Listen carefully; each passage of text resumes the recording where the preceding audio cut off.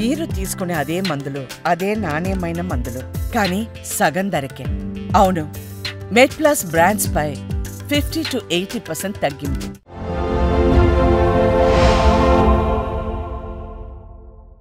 ఈ డైవర్టికులిటీస్ అంటే ఏంటి సార్? ఏ వయసు వరకు ఎక్కువ వస్తుంది?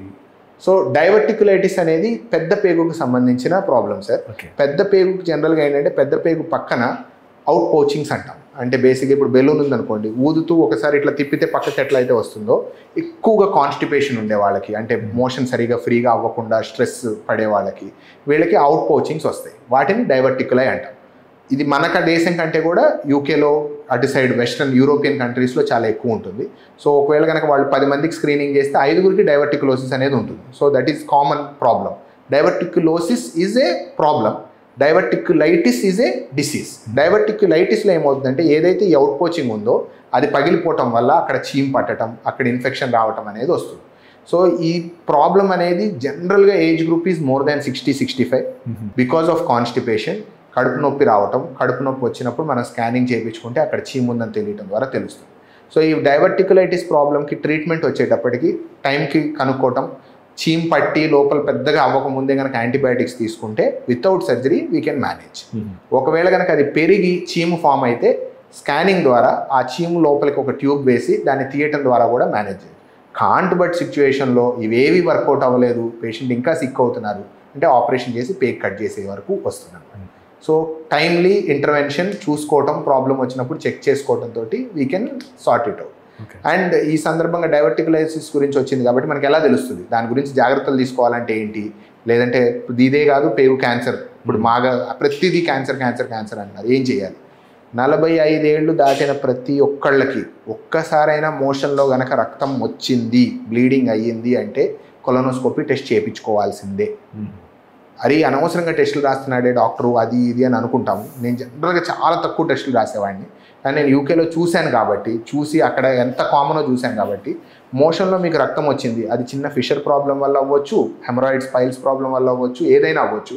45 ఏళ్ళు పైన ఉంటే మాత్రం ఒక్కసారి కొలనోస్కోపీ టెస్ట్ చేయించాలి. మళ్ళీ 5 సంవత్సరాల తర్వాత 10 సంవత్సరాల తర్వాత చేయించుకోవాలి. This is called surveillance. So surveillance వల్ల మనకు వచ్చే అడ్వాంటేజెస్ ఏంటి అంటే ప్రాబ్లమ్ని ముందుగా గుర్తించగలం. ఒకవేళ క్యాన్సరే ఉంది, ఎర్లీ స్టేజ్లో ఉంది, ఆపరేషన్ చేస్తే ఆయన లైఫ్ టైం మొత్తం నార్మల్గా ఉంటారు. పేగు క్యాన్సర్ ఆర్ రొమ్ము క్యాన్సర్ రెండింటి గురించి నేను ఒక మాట మాట్లాడాలి. అర్లీగా కనుక డిటెక్ట్ చేయగలిగితే, మనం కనుక్కోవాల్సిన టైంలో కనుక కనుక్కుంటే, వాళ్ళు మామూలుగా 75 ఏళ్ళు 80 ఏళ్ళు బ్రతకాలి అంటే కనుక 75 ఏళ్ళు 80 ఏళ్ళ పాటు నార్మల్గా బ్రతకవచ్చు. అదే మనం ఇప్పుడు ఇగ్నోర్ చేసి మా హాస్పిటల్లో లేదంటే ఇక్కడ మేము చూసే దాంట్లో అది బ్లాక్ అయిపోయి చుట్టుపక్కలకి స్ప్రెడ్ అయ్యి లివర్లో పిల్లల్ని పెట్టి, లంగ్స్లో పిల్లల్ని పెట్టిన తర్వాత మనం కనుక్కుంటున్నాం. ఆ స్టేజ్లో కనుక్కున్నాక then you will say 3 years, 5 years, 2 years, 1 year time అని మాట్లాడుకుంటున్నాం.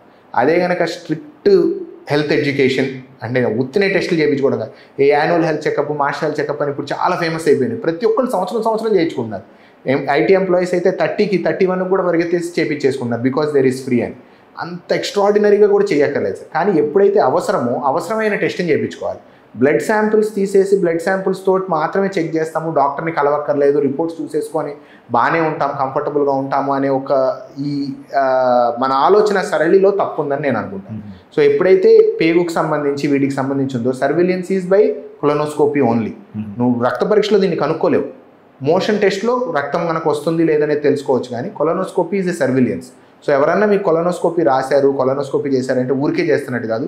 45 ఏళ్ళు దాటితే ఒకసారి చేయించుకున్నందువల్ల నష్టం లేదు. ఓకే, నేను ఆ ఇన్ఫర్మేషన్ ఇస్తాను. అంటే ఇంకోటి కృష్ణ చౌదరి గారు, సో ఈ అమెరికాలో ఈ కొలనోస్కోపీ ఎక్కువ చేస్తారు, వాళ్ళకి ఎక్కువ అంటే క్యాన్సర్ బారిన పడే అవకాశం ఉంది వెన్ కంపేర్ విత్ ఇండియన్స్ అంటారు. Is it true? కాదు సార్, అస్సలు కానీ కాదు. అమెరికాలో, యూరోప్లో ఎక్కువగా కొలనోస్కోపీ చేస్తారు కాబట్టి ఎక్కువ క్యాన్సర్లు తొందరగా డిటెక్ట్ చేస్తారు కాబట్టి ఇది క్యాన్సర్ దానివల్ల వస్తుందని మాట్లాడతారు. ఓకే, బట్ క్యాన్సర్ దానివల్ల రాదు, క్యాన్సర్ని గుర్తిస్తుంది. కొలనోస్కోపీలో మనం చేసేది ఏం లేదు సార్, జస్ట్ నార్మల్ కెమెరా, ఇప్పుడు మనం ఏదైతే షూటింగ్ చేస్తున్నారో కెమెరా, సన్న కెమెరా, గ్యాస్ తోటి కొంచెం ఇన్ఫ్లేట్ చేసి లోపలికి వెళ్తారు, చూస్తారు, బయటకు వస్తారు, అంతే. కొలనోస్కోపీలో రేడియేషన్ ఉండదు, ఏమీ ఉండదు. ఇంకా సిటీ స్కానింగ్లో రేడియేషన్ ఉంటుంది, కొలనోస్కోపీలో అసలు రేడియేషన్ ఉండదు. సేఫ్ ప్రొసీజర్, జస్ట్ ట్యూబ్ లోపలికి వెళ్తుంది, కెమెరాతో చూస్తాం, ప్రాబ్లం ఉంటే ఒక చిన్న ముక్క పరీక్ష తీసుకొని వస్తాం. Colonoscopy is a very safe procedure. Okay, అంటే సాధారణంగా పైల్స్ కానీ ఫిషరీస్ ఉన్నప్పుడు ఇది 100% చేస్తారు కదా, ఇది కొలనోస్కోపీ చెయ్యరు సార్. ఎందుకు చెప్పనా, ఎండోస్కోపీ వెంటనే చేస్తారు. ఎందుకు పేషెంట్ వచ్చాడు తినకుండా ఉన్నాడు 10 నిమిషాలు అయిపోతుంది. కొలనోస్కోపీ టెస్ట్కి వచ్చిన ప్రాబ్లం ఏంటంటే పేగులో ఉన్న మోషన్ మొత్తం క్లియర్ అవ్వాలి. మొత్తం క్లియర్ అవ్వాలి అంటే మనం ఒక మందు ఇస్తాం, ఎనీమా ఇస్తే ఓన్లీ ఒక పార్ట్ ఆఫ్ పేగు క్లియర్ అవుతుంది. ఓకే. పెగ్లెక్కని ప్రిపరేషన్ ఇస్తాం. పెగ్లెక్కని ప్రిపరేషన్ ఇస్తే 2 గంటల పాటు తాగాలి, 3 గంటల పాటు మోషన్స్ అవుతాయి, అప్పుడు పేగు క్లియర్ అవుతుంది. సో 5 గంటల తర్వాత 6 గంటల తర్వాత మనం టెస్ట్ చేయాలి. సో అంటే పేషెంట్ ఈ రోజు వస్తే ఓకే ఈ ప్రిపరేషన్ పొద్దున్నే వస్తే ప్రిపరేషన్ ఇచ్చి 4ంటికి 5ంటికి చేయొచ్చు. అదే పేషెంట్ మధ్యాహ్నం టైంలో వచ్చారనుకోండి ప్రిపరేషన్ తీసుకొని రేపు రండి అని చెప్తాం. సగం మంది వెళ్ళిపోతారు. రేపు రండి అనగానే నాకు స్పాంటేనియస్గా ఇలా సొల్యూషన్ కావాలనుకునే వాళ్ళందరూ వెళ్ళిపోతారు. సో హఫజాడ్గా చేయకూడదు దాన్ని. ప్రతి మూల చూడాలి అంటే పర్ఫెక్ట్గా చేయాలి అంటే దిస్ ఈస్ ద వే. అక్కడ మేము అపాయింట్మెంట్ ఇస్తాం. ఫర్ ఎగ్జాంపుల్ ఫారిన్ కంట్రీస్లో అపాయింట్మెంట్ ఇస్తే వాడు అవన్నీ తాగేసి తీసుకొని ఆ రోజు ఎగ్జాక్ట్ టైంకి వస్తే చేయించుకొని వెళ్తారు. మన దగ్గర ఈ సిస్టమ్స్ కొంచెం తక్కువ ఉంటాయి. పేషెంట్ వచ్చాడు నాకు ఇప్పటికిప్పుడు టెస్ట్ అయిపోవాలి, 10 నిమిషాల్లో రిపోర్ట్ రావాలి. So that is why colonoscopy చాలా తక్కువ చేస్తున్నాం. ఎండోస్కోపీ ఇప్పుడు ఫిషర్ ప్రాబ్లమ్ తోటి వచ్చిన ఆయనకు కూడా ప్రాక్టోస్కోపీ అని చెప్పి కొంతవరకే మోషన్ ఓన్లీ రక్తం వరకు చూస్తాం. మీరు అన్నట్టు ఎనీమా ఇస్తే ఓన్లీ సిగ్మాడోస్కోపీ పెద్ద పేగులో ఒక పార్ట్ వరకు.